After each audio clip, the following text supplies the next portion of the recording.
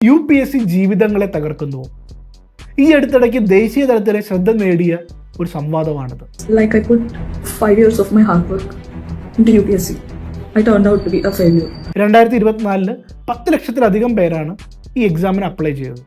Final ലിസ്റ്റിൽ വന്നതാവട്ടെ 1100 പേര്. കിട്ടാനുള്ള പ്രോബബിലിറ്റി 0.1% താഴെയാണെന്ന് വേണമെങ്കിൽ പറയാം. ഒരുപാട് പേര് വർഷങ്ങൾ ഈ സിവിൽ സർവീസിനായിട്ട് പ്രിപ്പയർ ചെയ്യുന്നു. പ്രിലിംസ്, മെയിൻസ്, ഇൻ്റർവ്യൂ ഉൾപ്പെടെ 1 വർഷമാണ് ഈ എക്സാം കാലാവധി തന്നെ. അത് കഴിഞ്ഞ് ഇൻ്റർവ്യൂവിൽ പാസ്സായില്ലെങ്കിൽ പോലും തിരിച്ച് പ്രിലിംസിൽ സ്റ്റാർട്ട് ചെയ്യുക തന്നെ വേണം. ഒരുപാട് വർഷങ്ങൾ ഇതേപോലെ ഇതിൽ കഠിനാധ്വാനത്തിൽ മുഴുകുമ്പോൾ അവരുടെ കൂടെയുള്ളവർക്ക് ജോലി കിട്ടുന്നു, കല്യാണം കഴിയുന്നു, സെറ്റിലാവുന്നു, അവർ നല്ല ജീവിതങ്ങൾ ആസ്വദിക്കുന്നു.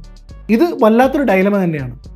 അതുകൊണ്ടാണ് എപ്പോഴും പറയുന്നത്, ഈ ഒരു പ്രിപ്പറേഷൻ ഇറങ്ങുന്നതിന് മുമ്പ് ഈ കരിയർ എനിക്ക് യോജിച്ചതാണോ, ഞാനിതിൽ സ്യൂട്ടബിൾ ആണോ, എനിക്കിത് പറ്റുമോ എന്ന് ആത്മാർത്ഥമായിട്ട് ചിന്തിക്കാനും അനലൈസ് ചെയ്യാനും റോങ് മോട്ടിവേഷനുകൾക്ക് പിന്നാലെ പോകാതിരിക്കാനും ശ്രമിക്കുക എന്നുള്ളതാണ്.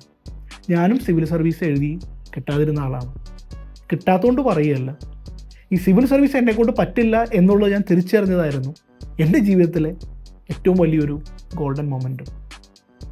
2, always have plan B. Motivation speakers പലതും പറയും, focus on one thing, get it, you will definitely get it ആണ്. ഇത് കിട്ടിയില്ലെങ്കിൽ എന്ത് കിട്ടും? ഇതുവരെ ആരെങ്കിലും പറയുന്നുണ്ടോ? പ്രത്യേകിച്ച് സിവിൽ സർവീസിന് നിങ്ങൾ പ്രിപ്പയർ ചെയ്യുന്നുണ്ടെങ്കിൽ, നിങ്ങൾ യോജിച്ച ആളാണ്, നിങ്ങൾ ഹാർഡ് വർക്ക് ചെയ്ത് നിങ്ങൾക്ക് ഉറപ്പായിട്ട് കിട്ടും. ഒരു കുഴപ്പമില്ല, കിട്ടണം. എങ്കിലും have a backup plan. What will you do if not? ഈ 2 കാര്യങ്ങളെപ്പറ്റി കൂടുതൽ അറിയണമെങ്കിൽ you can visit our website, take an assessment, understand yourself whether you are fit for it, then you take it.